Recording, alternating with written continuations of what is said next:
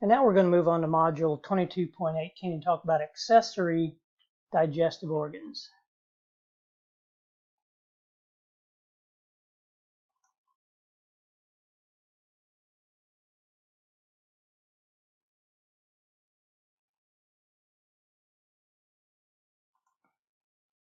So the accessory digestive organs include the salivary glands that produce saliva containing mucins and enzymes, the gallbladder that stores and concentrates bile secreted by the liver, the pancreas, which has exocrine cells that secrete buffers and digestive enzymes, and endocrine cells that secrete several hormones, and the liver that has almost 200 known functions.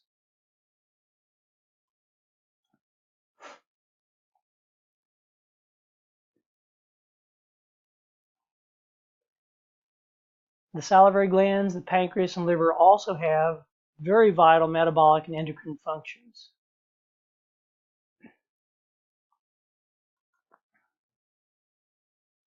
So here are many functions of the liver that have to do with digestion and metabolism. They synthesize and secrete bile, they store glycogen and lipids, they maintain normal concentrations of glucose and amino acids and fatty acids in the bloodstream.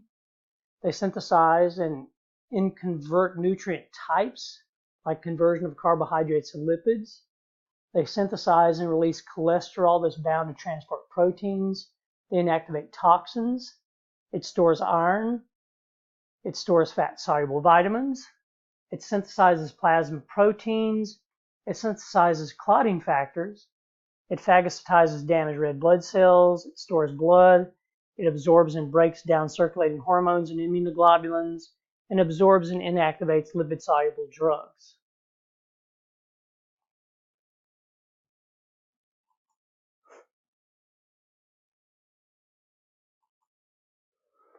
The salivary glands include three pairs. They secrete saliva into the oral cavity through ducts. The saliva from each pair has slightly different properties. The salivary reflexes stimulate receptors that are monitored by the trigeminal nerve, and they stimulate the taste buds that are innervated by cranial nerves 7, 9, and 10. The parasympathetic stimulation increases salivary secretion. So the first pair, the sublingual salivary glands, these are found here in the picture. They lie under either side of the tongue.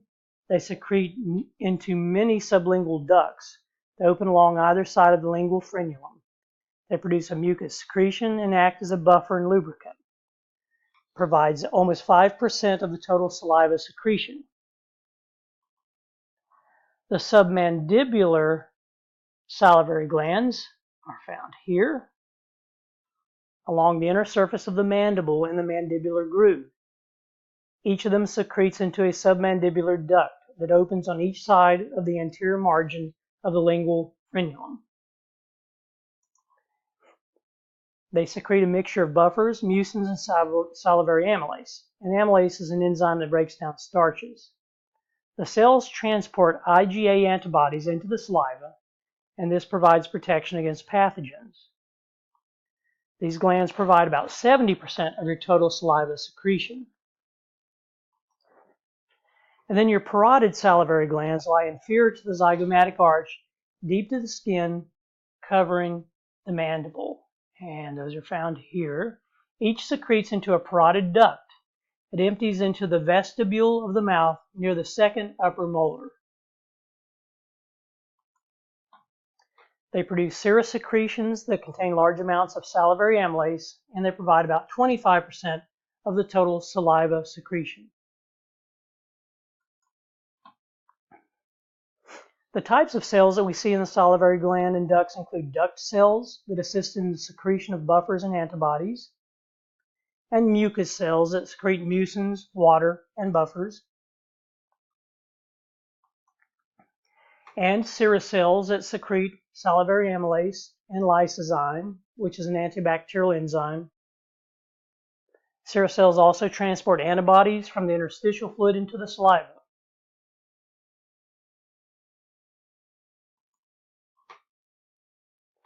Saliva is a mixture of glandular secretions, and those glands produce 1 to 1.5 liters of saliva every day. 99.4% of that volume is water. And saliva has quite a few functions, including constantly flushing the oral surface.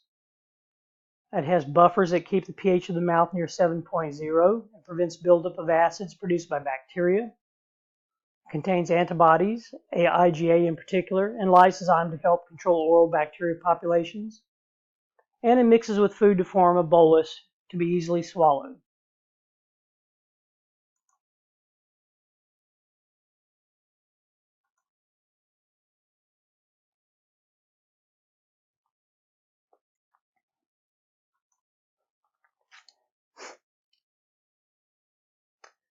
Now we'll talk about the accessory structure of the liver, which has many functions. It's the largest visceral organ, weighs about 3.3 pounds.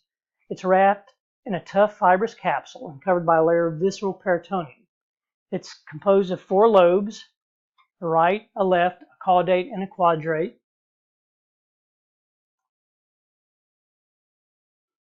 This shows a cross section through the body, a horizontal section.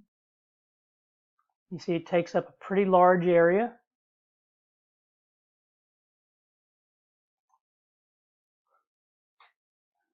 So you have the left lobe, then you have the right lobe.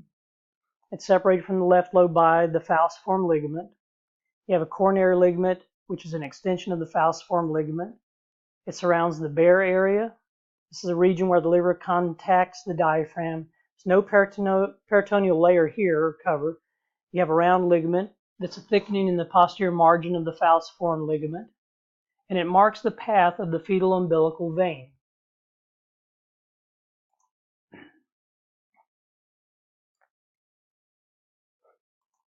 The caudate lobe is on the posterior surface of the liver, and it's separated from the right lobe by an indentation left by the inferior vena cava. The quadrate lobe is located between the left lobe and the gallbladder.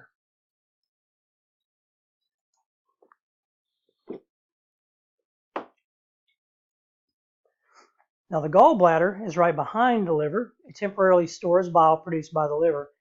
Don't confuse this one as one that actually produces the bile. It just temporarily stores it. So keep that in mind. The liver produces bile.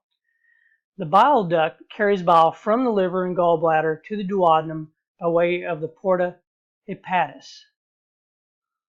So there's the gallbladder, and here is the bile duct that comes from both the gallbladder as well as the liver.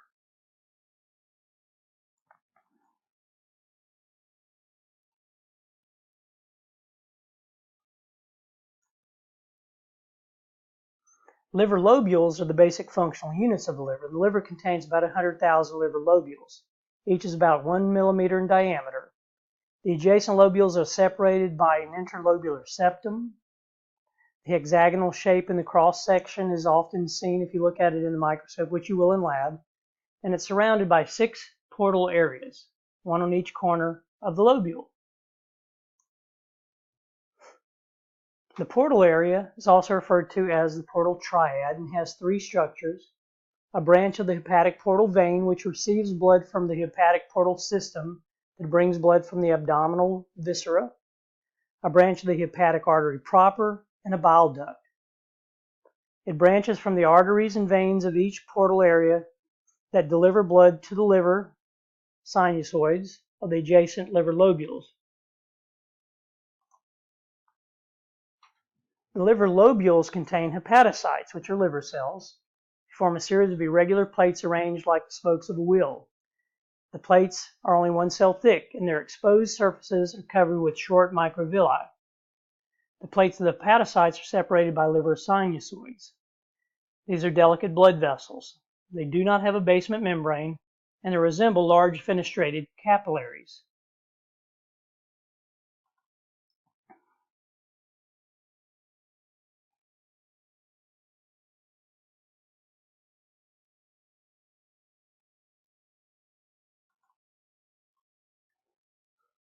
If we look at each liver lobule, so blood enters the liver sinusoids from branches of the hepatic portal vein, the hepatic artery proper. About 1/3 of the blood supply is arterial, and the remainder comes from the hepatic portal vein. The hepatocytes adjacent to the sinusoids regulate solute nutrient levels by absorption and secretion.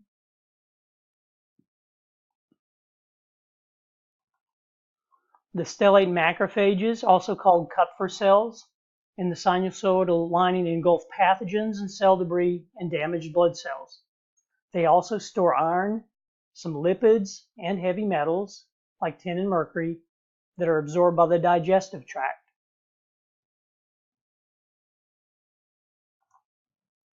Sinusoids are all draining into the central vein. The central veins of all the lobules merge to form the hepatic veins. The hepatic veins empty into the inferior vena cava and go back to the heart.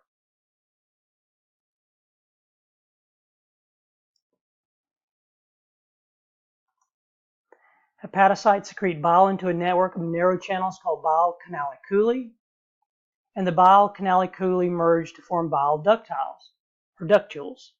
The bile ductules carry bile to the bile ducts in the nearest portal area, and the bile plays a role in the digestion of fats.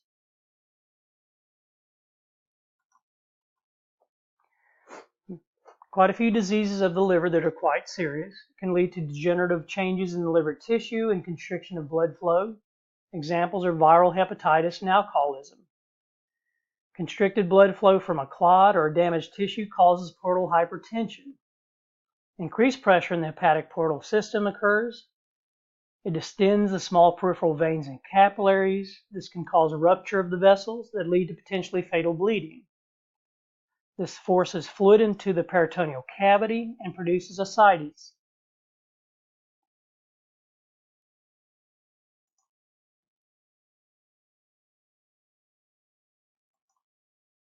The gallbladder is a hollow pear-shaped organ behind the liver in a depression on the posterior surface. It's divided into three regions: the fundus, the body, and the neck. It stores and concentrates bile that's secreted from the liver. The bile salts break lipid droplets apart, and we call this emulsification. It increases the available surface area for enzymes to work on it.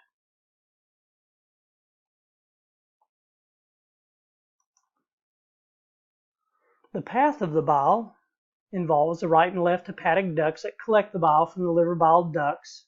The hepatic ducts unite to form the common hepatic duct. Then the bile flows from the common hepatic duct into the bile duct to the duodenum, and the cystic duct to the gallbladder for storage. When it's needed, the contraction of the gallbladder forces bile back along the cystic duct to the common bile duct.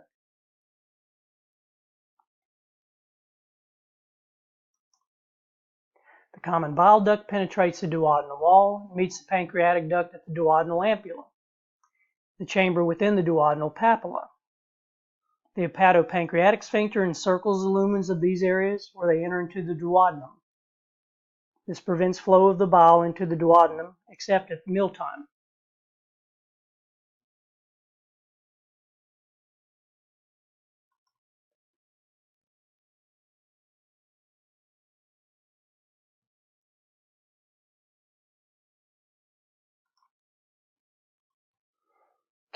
So the relationship of bile storage and injection includes the liver producing about 1 liter of bile per day, and unless the hepatopancreatic sphincter is open, the bile flows into the gallbladder for storage.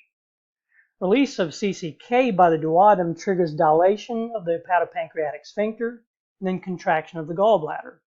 Then bile is ejected into the duodenum. The bile salts break apart the lipid droplets through emulsification.